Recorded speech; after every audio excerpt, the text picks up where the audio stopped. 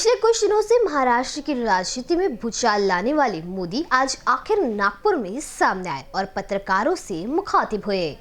उमेश गर्ले उर्फ मोदी गोंदी निवासी एडवोकेट सतीश उके के साथ पत्रकारों के सामने आए और उन्होंने उनका उपनाम मोदी होने के कुछ दस्तावेज प्रस्तुत किए। मी उमेश उर्फ मोदी प्रेमदास गर्ले बोलत आहे। मी नागपूरला राहत होतो। माझ्या पत्नीबरोबर झगडा झाल्यानंतर मी गावले गेलो। मी गोंदी गावचा रहिवासी होय आणि त्या गावामध्ये गेल्यानंतर मी दारू पिली। दारू पिल्यानंतर तो आपला हुंडे नावाचा व्यक्ती मला भेटला। तो कार्यकर्ता होता आपला काँग्रेसचा।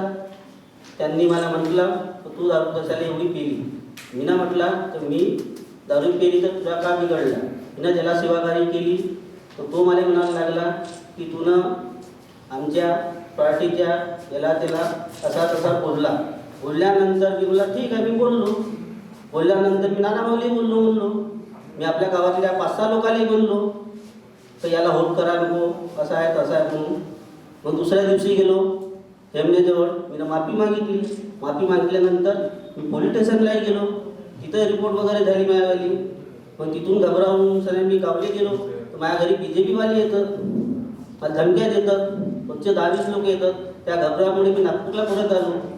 अपने बयानों के लिए चर्चित रहने वाली महाराष्ट्र के प्रदेश अध्यक्ष और विधायक नाना पटोले ने मोदी को लेकर बयान दिया था, जिस पर विवाद खड़ा हो गया था।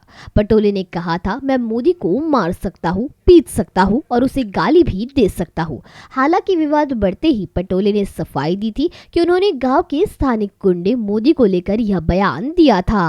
उसी वक्त में कहा कि ये आदरणीय पंतप्रधान नरेंद्र मोदी के बारे में नहीं है, लेकिन कुछ लोगों का ऐसी हट था कि नहीं नाना भाऊ ने ये पंतप्रधान नरेंद्र मोदी के बारे में ही कहा है, ये नाना भाऊ के मुंह में डाला जाए। और नाना भाऊ ने ये नरेंद्र मोदी साहब को ही कहा, ये जबरदस्ती वो बात को फैलाया जाए। और जिसने कहा वो कह रहा है कि मैंने नहीं कहा, और तीसरा आदमी जो तीसरा आदमी है वो कह रहा है कि नहीं इसने नरेंद्र मोदी साहब के बारे में कहा। इसी तरीके से तीसरे लोगों ने ये माध्यम से हमारे आदरणीय पंतप्रधान नरेंद्र मोदी जी इनकी बदनामी की, उनके नाम को उछाला गया, बार बार इस तरीके से खराब करने की कोशिश की गई। ये बातें लोगों के समक्ष आनी चाहिए। इसलिए हमने ये जिसके बारे में नाना भाऊ ने कहा था मोदी, ये जो है इसका नाम जो है इसका ओरिजिनल नाम है उमेश प्रेमदास घरडे, लेकिन इसको सारा गांव कई सालों से मोदी नाम से जानता है, पहचानता है। उसके पीछे की वजह जो है वो आपके कैमरे के ऊपर बताने के लायक नहीं है, इसलिए हम नहीं बता रहे कि उसको मोदी ये नाम क्यों दिया गांव के लोगों ने, क्योंकि इसमें से फिर और किसी की बदनामी होने की चांसेस है।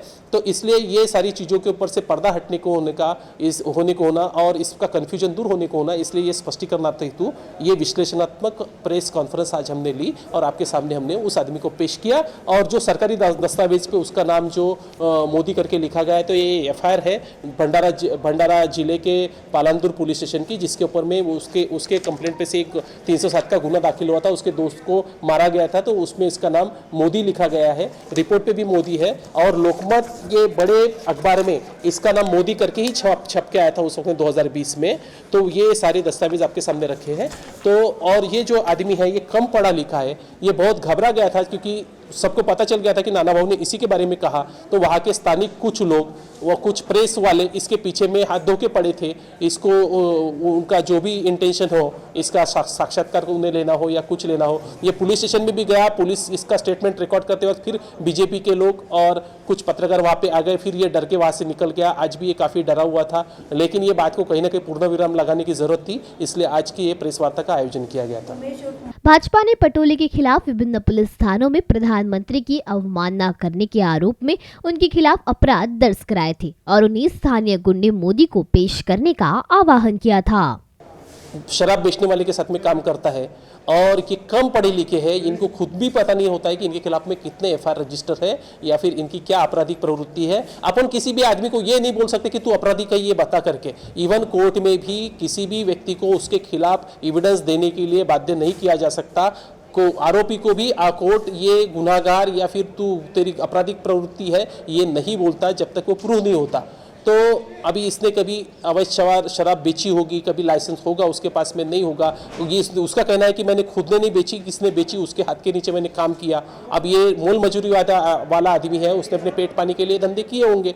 अब वो रात में जब ये व्यवसाय करने वाले के साथ में रहता है तो नेचुरली वो रात में फुकट की मिली तो वो पीता ही होगा, और वो पीने के हालत में उसने ये हरकत की है, ऐसे उसका कहना है। इसलिए उसको लोग गाँव गुंडे के नाम से पहचानते हैं। अब उसको ये तो नहीं बोलेगा कि ये दूसरा अल्फाज क्या है, गुंडे के अलावा दूसरा अल्फाज क्या है। अपने तरफ में ये आम बात है किसी को कहना कि वो गुंडा है करके, इवन किसी लेडी को बोला जाता है कि वो गुंडी है करके। तो इसका मतलब ये नहीं कि वो एक्चुअल में गुंडा होता है और किसी की छीना छपटी करता है, किसी को हानामारी करता है, लेकिन एक बात करने का तरीका होता है कि वो गाँव गुंड है, यानी वो गाँव में अवैध शराब बेचने वाले के साथ में अगर उसने काम किया है तो उसको जो है गाँव गुंडा करके पहचाना जाता है।